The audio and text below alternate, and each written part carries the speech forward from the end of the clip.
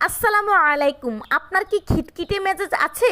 অল্প কোনো কথাতেই আপনি রেগে বেগে ওঠেন, তারপরে মনে মনে ভাবতে থাকেন এই রাগটা দেখানো আপনার একেবারেই উচিত হয় নাই। তাদের জন্য আমি আজকে একটি ছোট্ট দোয়া নিয়ে এলাম।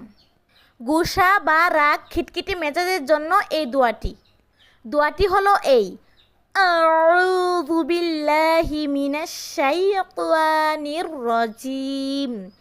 অবশ্যই সহি এবং শুদ্ধভাবে পড়তে হবে। আমি আবারও বলে দিচ্ছি, আউযু বিল্লাহি মিনাশ শাইতানির রাজিম।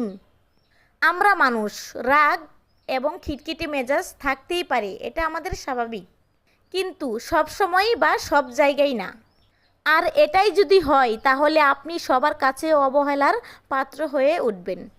আসসালামু আলাইকুম। আমার চ্যানেলটাকে একটা সাবস্ক্রাইব করে রাখেন এরকম সুন্দর সুন্দর ভিডিও পাওয়ার জন্য। আল্লাহ হাফেজ।